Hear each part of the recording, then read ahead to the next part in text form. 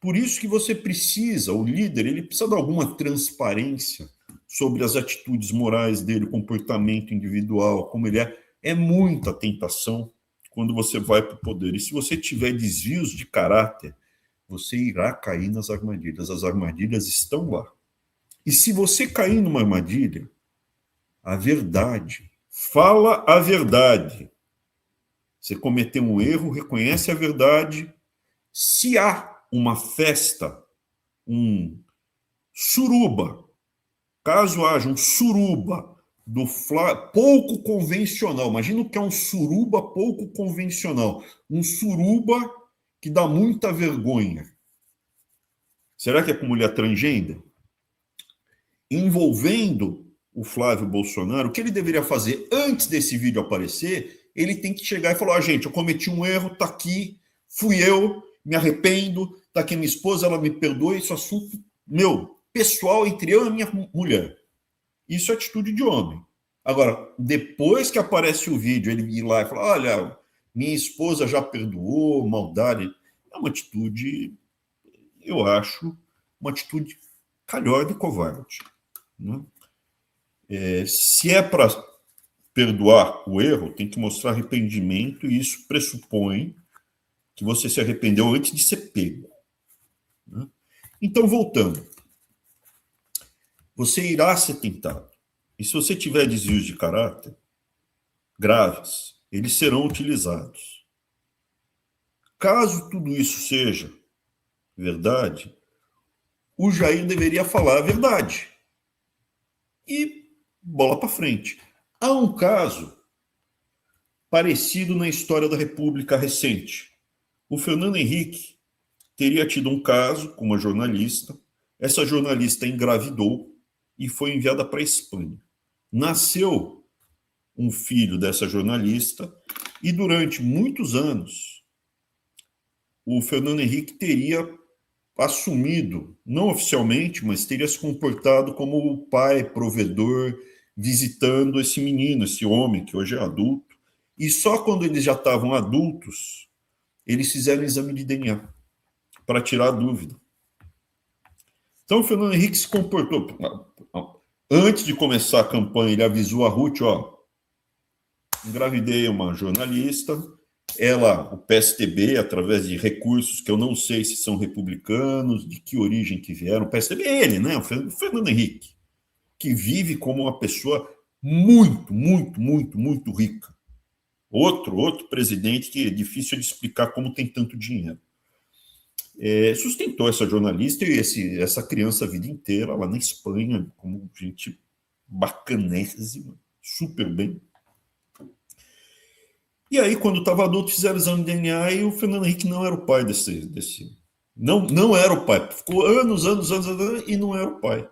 Então, assim, a verdade é a verdade. Você não tem como fugir dela. Cedo ou tarde ela vai aparecer. E a verdade sempre é a melhor solução. Sempre é a melhor solução. De qualquer forma, você vê que há uma briga de bugio que está afetando os rumos do Brasil. E o que é mais chocante, aparentemente, essa última pancada, essa última chantagem, talvez tenha sido a gota d'água. Mas vamos continuar com o vídeo. É claro que a Michele Bolsonaro não foi explícita no nível de um Thiago Santinelli, né? Mas o que ela fez foi pegar esse assunto, foi pegar esse tópico podre. Um tópico cuja simples menção já movimenta os advogados dos filhos do Jair. E toda uma máquina poderosa de assédio jurídico. A Michele pegou essa fofoca, que se for verdadeira, tem tudo para causar muita dor para ela. E jogou essa fofoca no ar. Não olhe para o meu marido, olhe para mim. Olhe para mim que sou uma serva do Senhor. E para os filhos do Jair é aí que está o problema, porque em qualquer lugar essa fofoca poderia ser estancada, tem sido estancada, mas nos perfis da Michele, aí fica difícil de estancar, verbo usado pelo Flávio Bolsonaro. Não fosse mulher do meu pai, teria estancado antes. Como eventualmente pode até haver separação, né? A gente nunca sabe, né? A Michele, o certo é o seguinte, só não foi estancada porque é madrasta, ainda que tratada como madrasta má, né? Com a devida vênia, as palavras fazem sentido. Isso aqui não é uma super interpretação. Ele tem de dizer o que é ser estancado. Estancar pode ser uma ameaça, claro que pode, e teve o efeito de uma ameaça, né? Porque junto com isso as redes bolsonaristas também se encheram de teorias conspiratórias sobre a Michelle, tá uma loucura. Em algumas histórias ela aparece tramando secretamente com Alexandre de Moraes. Em outras, ela estaria prejudicando a saúde do Jair intencionalmente. Mais popular ainda é uma conspiração segundo a qual a Michelle Bolsonaro é trans. Tudo isso dito com uma única intenção, que é jogar a base contra a Michelle, mesmo que as coisas fiquem potencialmente violentas.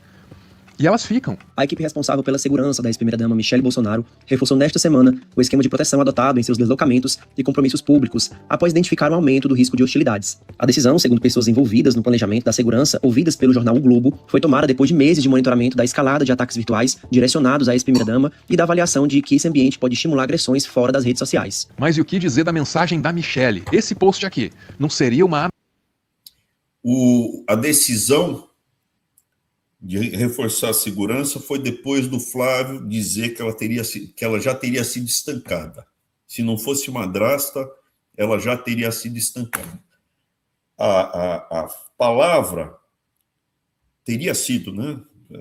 Tudo isso eu li no jornal. Eu vi, foi matéria de jornal, porque o estancar no Rio de Janeiro é uma palavra nesse ambiente aí, é uma palavra ruim. Ameaça também, a gente vai falar disso. Antes, um breve parêntese para colocar a cabeça no lugar.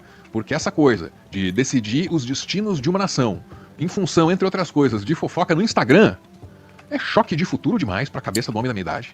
O cálculo de Michelle na mira do gabinete do ódio é da Maria Cristina Fernandes no Valor Econômico. E nessa coluna tá o que pode ser a única menção àquele post da Michelle em toda a mídia hegemônica. A estratégia de Michelle embute uma ofensiva tão agressiva quanto a dos enteados, só que muito mais cifrada. Horas antes da veiculação do vídeo bomba, mandou um sinalizador para Flávio Bolsonaro. A ex-primeira-dama publicou nas redes sociais, numa modalidade em que as publicações somem em 24 horas, uma foto com pessoas mais que especiais, em que está Marta Saylor, economista, ex-diretora do BID e mãe de uma criança cuja paternidade foi assumida por Carlos Bolsonaro. Ao investir na cisão com os enteados, Michelle estará a cravar um destino semelhante àquele da ex-deputada Joyce Hasselman, relegada ao esquecimento? Tudo pode acontecer, mas há 3 diferenças. Ela ainda é casada com Bolsonaro, ela ainda tem seu grupo político dentro do PL e conta com o apoio do presidente do partido, Valdemar Costa Neto, que equilibra-se em suas declarações, mas deixa digitais em todo lugar. Digitais e ocasionalmente até a voz, porque se você parar para ouvir o que o Valdemar está dizendo,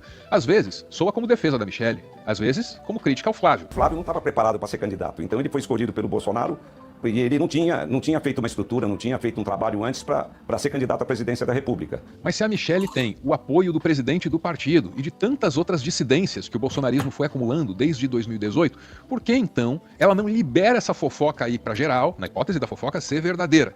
Aí rompe com a família e inicia o seu próprio movimento, com uma direita feita à sua imagem e semelhança.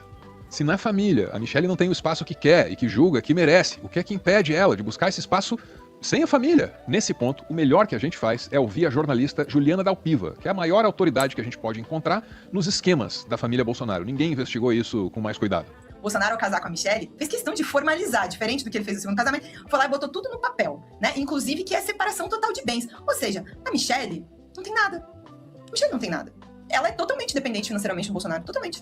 Inclusive para criar a própria filha, que ainda tem 15 anos, eu acho, 15, 16 anos. Então, para ela, esse cálculo é também de um cálculo a longo prazo.